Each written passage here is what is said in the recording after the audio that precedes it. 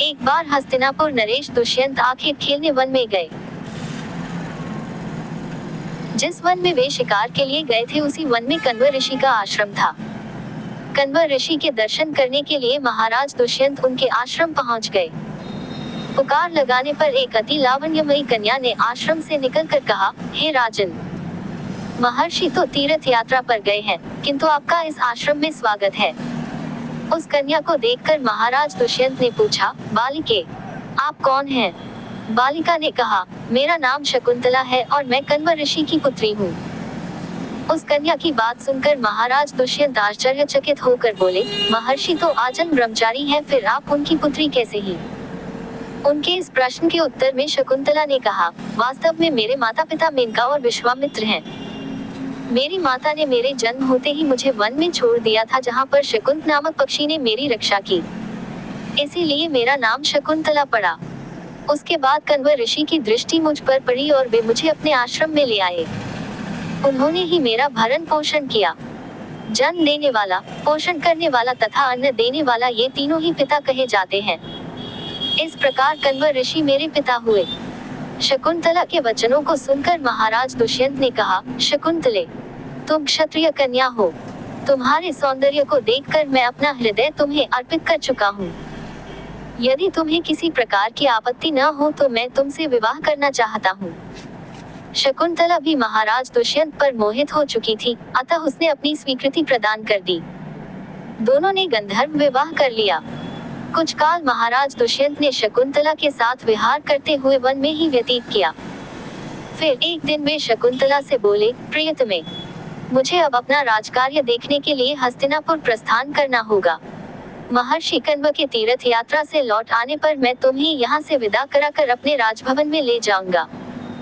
इतना कहकर महाराज ने शकुंतला को अपने प्रेम के प्रतीक के रूप में अपनी स्वर्ण मुद्रिका दी और हस्तिनापुर चले गए। एक दिन उसके आश्रम में दुर्वासा ऋषि पधारे। महाराज दुष्यंत के विरह में लीन होने के कारण शकुंतला को उनके आगमन का ज्ञान भी नहीं हुआ और उसने दुर्वासा ऋषि का यथोचित स्वागत सत्कार नहीं किया।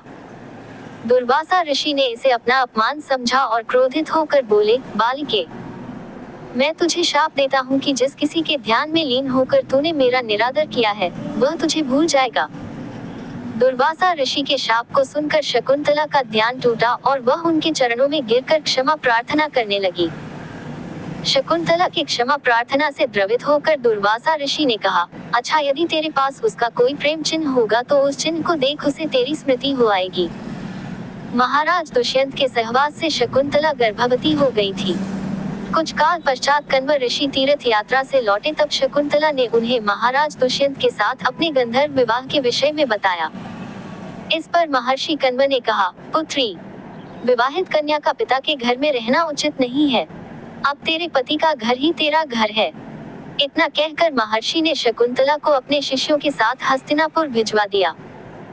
मार्ग में एक सरोवर में आचमन करते समय महाराज दुष्यंत की दी हुई शकुंतला की अंगूठी, जो कि प्रेम चिन्ह थी, सरोवर में ही गिर गई। उस अंगूठी को एक मछली निगल गई। महाराज दुष्यंत के पास पहुंचकर कण्व ऋषि के शिष्यों ने शकुंतला को उनके सामने खड़ी करके कहा, महाराज, शकुंतला आपकी पत्नी है, आप इसे स्वीकार करें।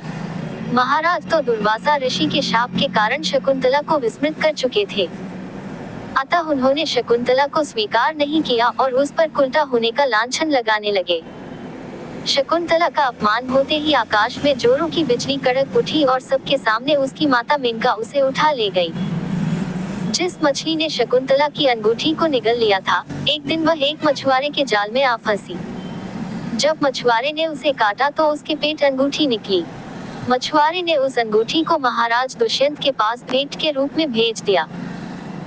अंगूठी को देखते ही महाराज को शकुंतला का स्मरण हो आया और वे अपने कृत्य पर पश्चाताप करने लगे। महाराज ने शकुंतला को बहुत ढूंढवाया किंतु उसका पता नहीं चला। कुछ दिनों के बाद देवराज इंद्र के निमंत्रण पाकर देवासुर संग्राम में उनकी सहायता करने के लिए महाराज दुष्यंत इंद्र की नगरी अमरावती गए। संग्राम में विजय प्राप्त करने के पश्चात जब वे आकाश मार्ग से हस्तिनापुर लौट रहे थे तो मार्ग में उन्हें कश्यप ऋषि का आश्रम दृष्टिगत हुआ। उनके दर्शनों के लिए वे वहां रुक गए। आश्रम में एक सुंदर बालक एक भयंकर सिंह के साथ खेल रहा था। मेनका ने शकुंतला को कश्यप ऋषि के पास लाकर छोड़ा था तथा वह बालक शकुंतला का ही पुत्र था। उस बालक को देखकर महाराज के हृदय में प्रेम की भावना उमड़ पड़ी। वे उसे गोद में उठाने के लिए आगे बढ़े तो शकुंतला की सखी चिल्ला उठी, हे भद्र पुरुष, आप इस बालक को न छुए अन्यथा उसकी भुजा में बंधा काला डोरा सांप बनकर आपको डस लेगा। ये सुनकर भी दुष्यंत स्वयं को न रोक सके और बालक को अपने गोद में उठा लिया। अब सखी ने आश्चर्य से देखा कि बालक के भुजा में बंधा काला गंडा पृथ्वी पर गिर गया है। सखी को ज्ञात था कि बालक को जब कभी भी उसका पिता अपने गोद में लेगा वह काला डोरा पृथ्वी पर गिर जाएगा। सखी ने प्रसन्न होकर समस्त वृतांत शकुंतला को सुनाया। शकुंतला महाराज दुष्यंत के पास आई। महाराज ने शकुंतला को पहचान लिया। उन्होंने अपने कृत्य के लिए शकुंतला से क्षमा प्रार्थना किया और कश्यप ऋषि की आज्ञा लेकर उसे अपने पुत्र सहित अपने साथ हस्तिनापुर ले आए। महाराज दुष्यंत और शकुंतला के उस पुत्र का नाम भरत था। बाद में वे भरत महान प्रतापी सम्राट बने और उन्हीं के नाम पर हमारे देश का नाम भारतवर्ष हुआ।